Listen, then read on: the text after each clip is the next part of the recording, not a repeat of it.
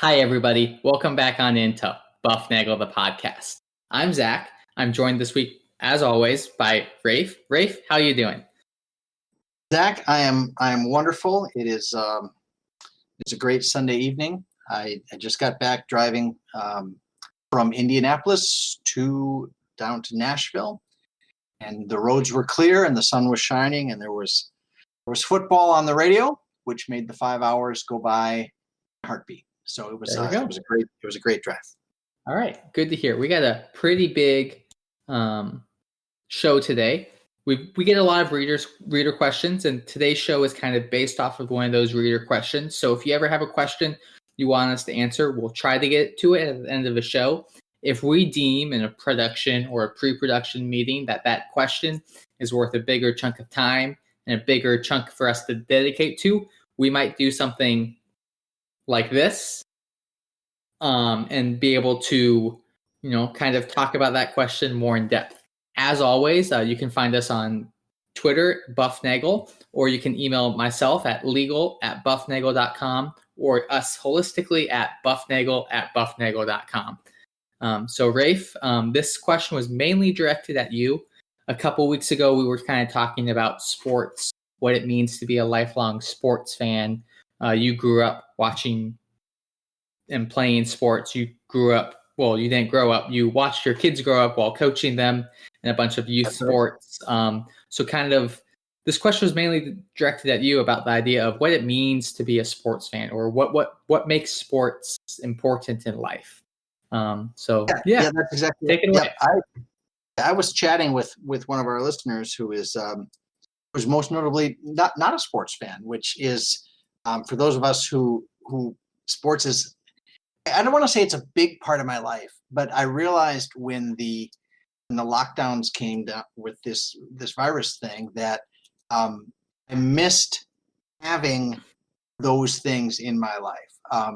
I missed checking the standings to see how the local teams were doing. I missed seeing highlight plays here or there, watching exceptionalism. And I missed. I will say this: my college alma mater was in the running to take actually its first legitimate chance at a national title in 50 some years. So your college alma mater would have faced a guy off against my college alma mater and lost, and then I would have even more bragging rights against you. That is certainly possible. Your college alma mater has had more success of late than my college alma mater, and but what's interesting, and this kind of ties into this sports fandomness, is how I know these things. When I went to college in the 80s in Dayton, Ohio, the Dayton Flyers were in the process of moving from a college basketball independent to joining a conference. And I was fortunate to be, I don't know if it's selected or nominated and then approved. I don't remember exactly how it came about, but I was one of two students that sat on what was called the Athletic Advisory Board, which was a group of, it was two students and then a bunch of important people in the city of Dayton, Ohio, who helped decide the direction of the athletic program. And it was one, I was in the room when the vote was taken for Dayton to leave its independent status and join a basketball conference. And that was a big thing because when I was a freshman in college, the basketball team made it to the regional finals and lost to Georgetown, the eventual champion in 1984. And so that's where your hate of Georgetown comes from, or is that? Well, it's not really a hate.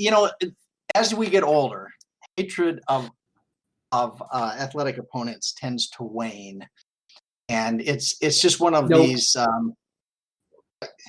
They had Patrick Ewing, who was like phenomenal, and we didn't have one of those. We had a Roosevelt Chapman, and we had some other guys that I know the names, and other people probably don't. But we had Dan Christie, and we had Larry Schellenberger, and we had Ed Young, and we had the current coach Dayton. We had who was the coach of Dayton, Zach? Anthony Grant coach. Anthony Grant back in those days. So anyway, I started doing that, and the university's athletic program was was funded for essentially a decade because of the run that the team made during that season, because there was no money that needed to be split with the conference. So seeing what happened behind the scenes was exciting for me, as just a young kid from a farm town in Wisconsin. But I grew up, as Zach said, kind of a sports fan, which is rather ironic, because as a youth and in high school and in college, I'm just not very good. There were the athletic kids, and then there were the people who pretended to be athletic kids, and then there was some other people, and then there was you. Yeah, that's pretty much it. So, okay, here's an example, Zach. There was a JV football game one time. Okay, JV football game. We used to play, the varsity would play on Friday night, and the following Monday, the JV teams would play at the other location, right? And there was a JV game on a Monday where everyone played except me, right? So, I mean, these are games that have they do not matter. So you pass that trait down on to any of your kids, yes or no? My kids have exceeded my athletic capability in about fourth grade, right? So but I grew up in the time. Okay, so my grandmother and Vince Lombardi both died of colon cancer within a year of each other. So those were things and I was like 5 at the time. So the Lombardi Packers sat on top of my psyche in Wisconsin, and that was part of the culture, and everything centered around football.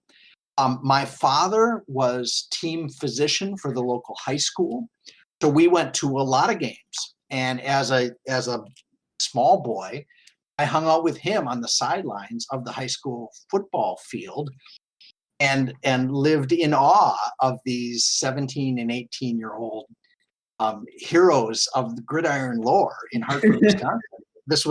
It was incredible. These were your heroes. Well, they were my heroes, and I saw it to me that it was this installation of like establishing manhood in a culture that, quite frankly, we didn't have to go to war, right? We didn't have to do that. So the closest thing that replicated that for me was seeing these guys excel on the gridiron. We had very good teams. Our high school coaches were legendary. This was a very good high school program. It wasn't like one of these like DeMatha is with basketball. This was a very strong high school football program with great coaches, and I saw football as a way to build men, right? And that was instilled in everything I read and everything I saw. So this whole idea of what it means, what football means, is how you build men. And there's 3 things that I want to say that that show me, that became life lessons for this. Okay, and these are the 3 things I want to. Are these the things you saw as on the sidelines, or was this kind of a realization that you're now 50 years old and you can look back on all of these experiences you've had? Or it's more the second thing, Zach. Okay. These are things that, looking back and trying to put together to answer this question that came from me: why do you follow sports? And the first lesson is probably the most important one.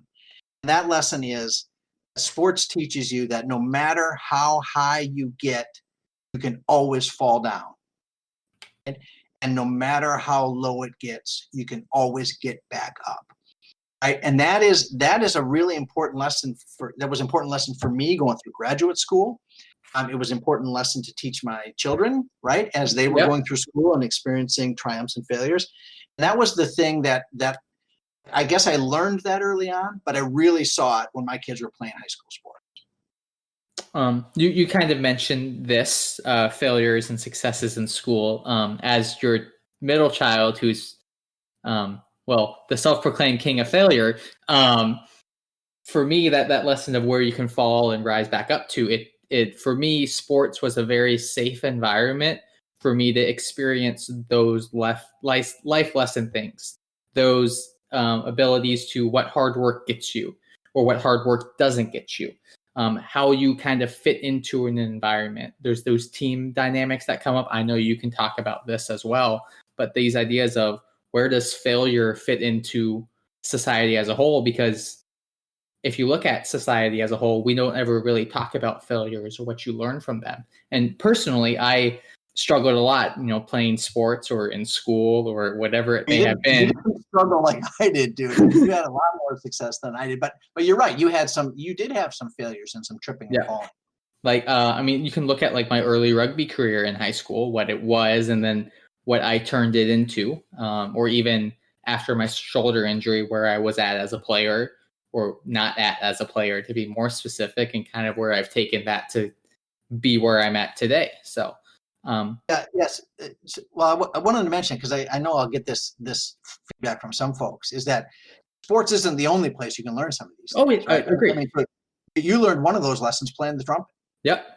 Right. So you learn some of that, like, wow, if you really work, you can get better. And that's one of those things. But it's so easy to see that lesson in sports, but it's oftentimes clouded or maybe just occluded with with seeing other people out there that are a lot better. I mean, that was the thing for me. There were always so many people that were just orders of magnitude better than I was. Even when I got to be as good as I ever was, which was like playing tennis in high school. So you just like walk onto the court one day and there was a guy that you couldn't even hit the ball when he hit. And this was like in high school.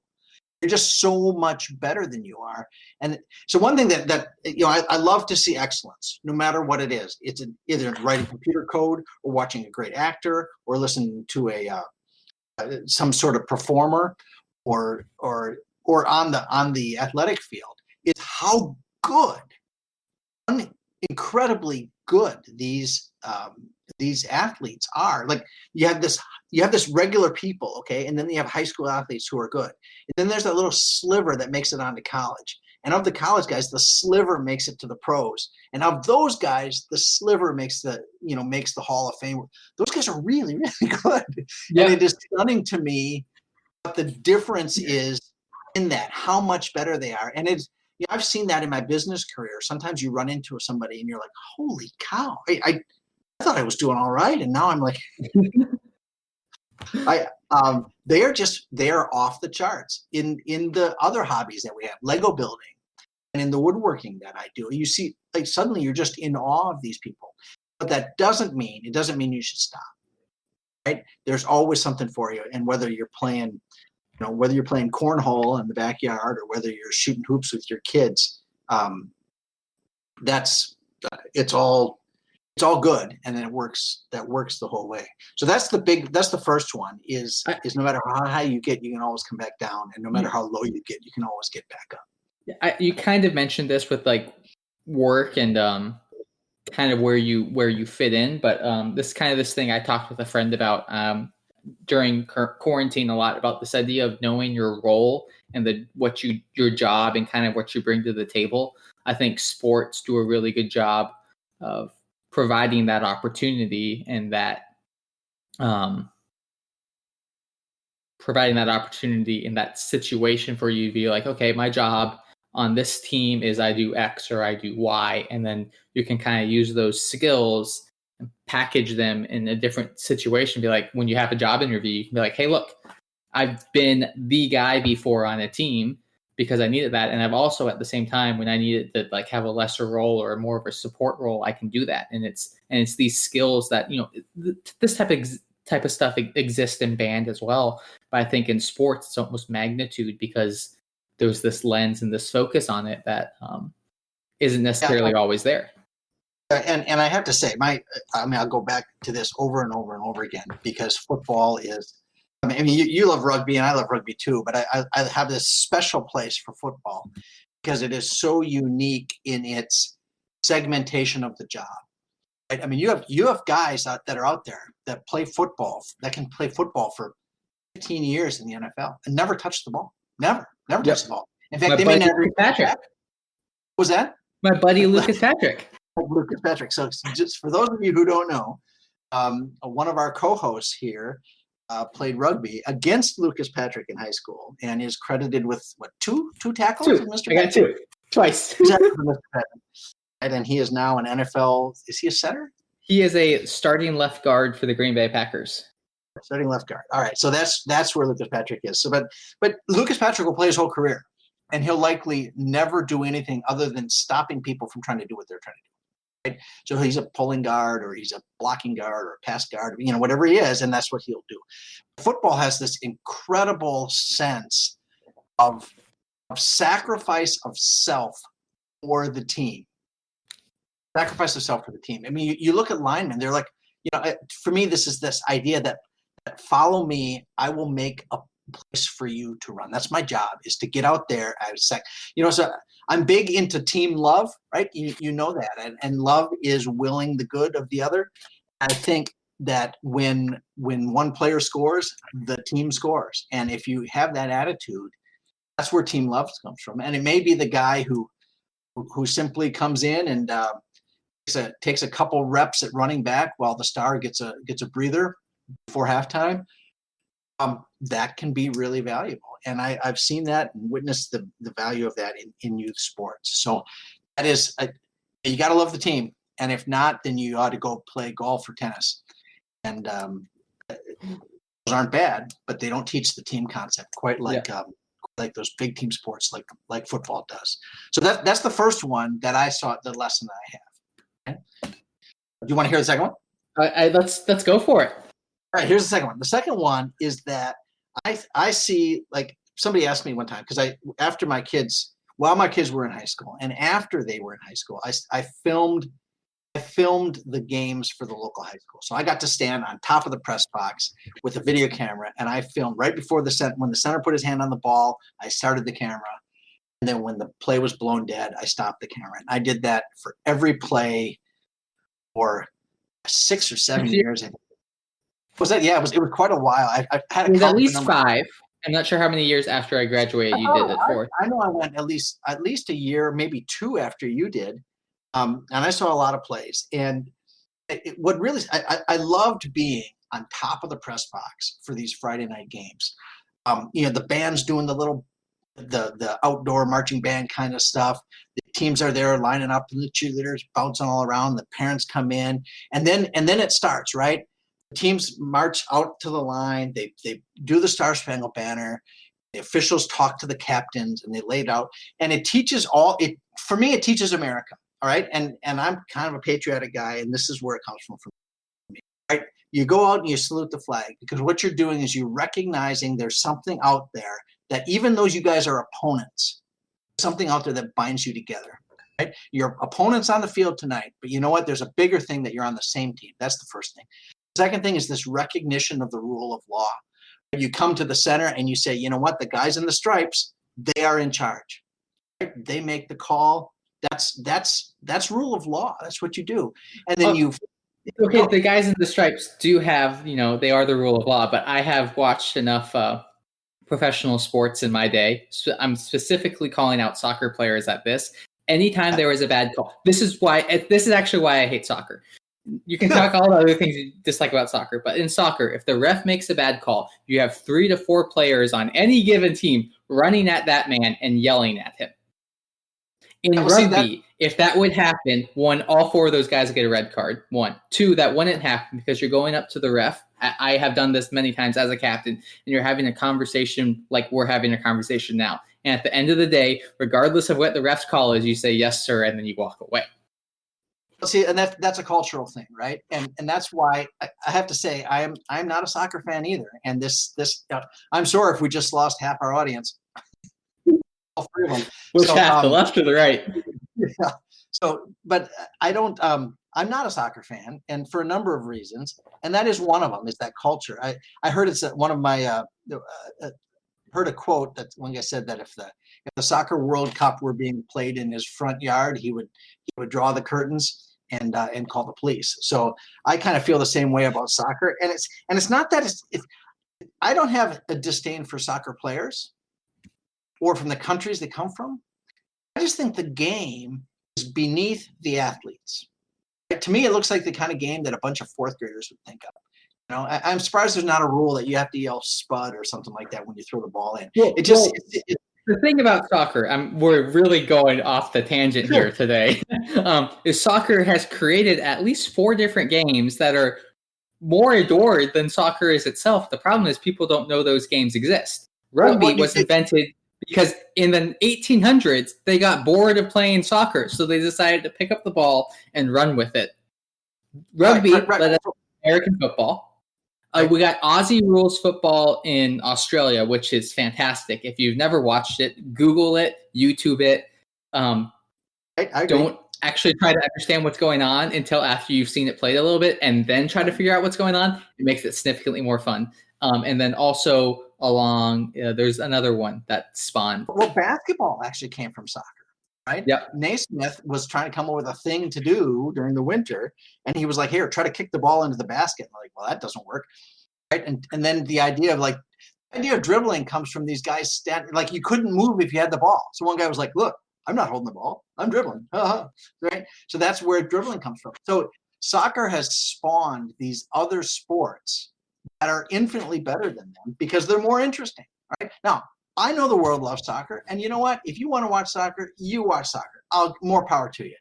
But let's not pretend that it is the grand and glorious game that some of these other things are. All right, so back to so first thing, no matter how high you get, you can always come back down. No matter how low you get, you can always get back up. Second thing is I see at least high school football as this microcosm of America. Okay. And then the last thing is I'm sure you've heard this, and you would adjust this a little bit. Someone told me one time that you can find out everything you need to know about somebody by playing around the golf with them. Now this is kind of a guy thing. Okay, so and this is like for a job interview, golf is a great time to go. All right, you're out on the course, you find out if this guy cheats, you find out if he plays honest, you find out if he's courteous. Does he follow the rules? Does he follow customs? Does he respect other players that are out there? You learn a lot about how does this guy deal with adversity? Does he deal with bad luck or good luck?